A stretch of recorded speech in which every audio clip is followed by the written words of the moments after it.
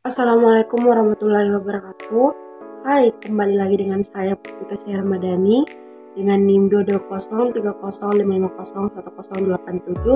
dari kelas H Program Studi Gizi Fakultas Ilmu Keolahragaan dan Kesehatan Universitas Negeri Makassar Angkatan tahun 2022. Video ini saya buat atas dasar untuk memenuhi tugas yang diberikan oleh Ibu Irma SKM MK selaku dosen pengampu mata kuliah Isu Mutakhir Gizi. Selanjutnya, materi yang akan saya paparkan yakni mengenai fase pada perawatan dan pengobatan serta tata laksana pada gizi buruk. Baik, sebelum memasuki inti materi, perlu kita ketahui bahwa gizi buruk ialah kondisi di mana asupan makanan seseorang tidak sesuai dengan nutrisi yang dibutuhkan, sehingga dapat menyebabkan berat badan rendah dibanding dengan tinggi badan. Selanjutnya, yang harus kita ketahui yakni kapan balita tersebut dikatakan mengalami gizi buruk. Baik deteksi dini dan rujukan kasus balita gizi buruk atau yang beresiko gizi buruk merupakan salah satu bagian dari pelaksanaan mobilisasi masyarakat. Agar deteksi dini dan rujukan kasus dapat optimal, maka diperlukan kegiatan penemuan dini aktif dan pasif yang melibatkan semua komponen masyarakat, baik kader dan anggota masyarakat yang terlatih lainnya. Baik, selanjutnya kita masuk pada materi 4 fase perawatan dan pengobatan gizi buruk pada balita. Yakni pada fase pertama bisa disebut fase stabilisasi, di mana fase ini merupakan fase awal perawatan yang umumnya berlangsung 1 hingga 2 hari, tapi dapat berlanjut sampai 1 minggu sesuai dengan kondisi klinis anak.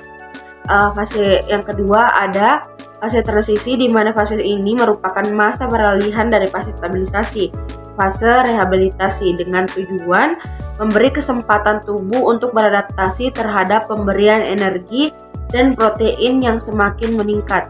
Selanjutnya, seperti yang sudah disinggung pada fase kedua, di mana fase ketiga ini merupakan fase rehabilitasi yang dapat diberikan pelayanan di rawat jalan maupun rawat inap.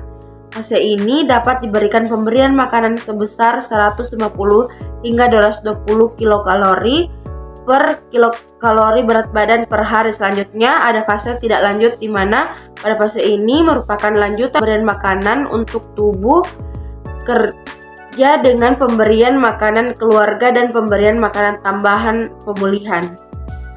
Selanjutnya ada 10 langkah tata laksana gizi buruk pada balita di layanan rawat jalan.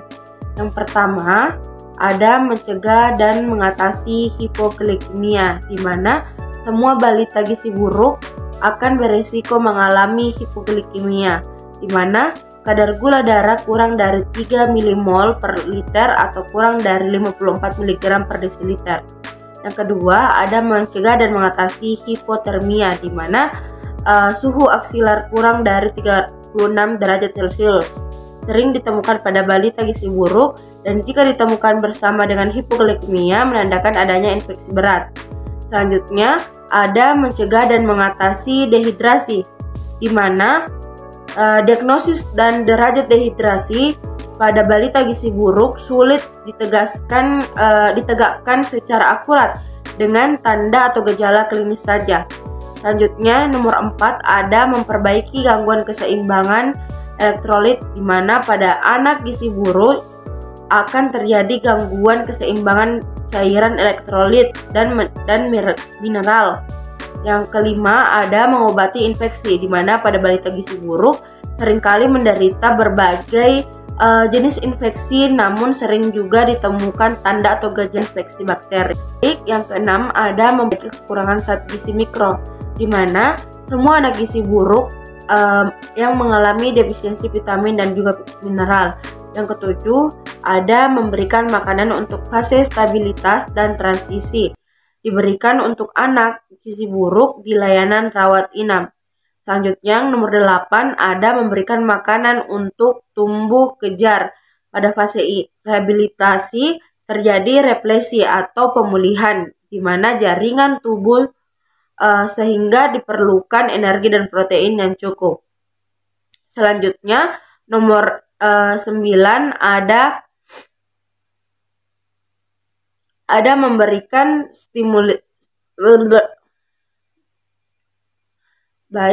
nomor 9 ada memberikan stimulusasi untuk tumbuh kembang pada anak. Gizi buruk terjadi keterlambatan perkembangan mental dan perilaku. Keterlibatan keluarga terutama ibu sangat diperlukan dalam memberikan stimulasi untuk tumbuh kembang anak.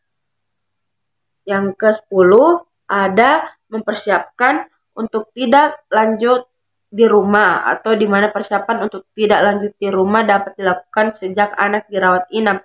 Misalnya melibatkan ibu dalam kegiatan merawat anaknya.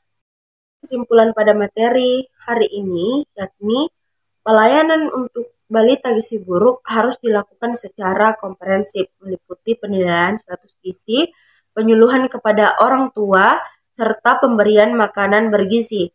Jika kondisi balita tidak membaik atau mengalami komplikasi, maka rujukan ke fasilitas kesehatan yang lebih lengkap diperlukan.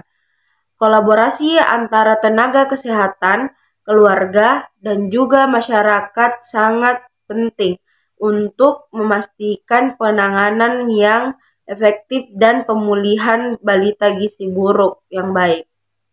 Mungkin itu saja penyampaian materi dari saya. Wassalamualaikum warahmatullahi wabarakatuh.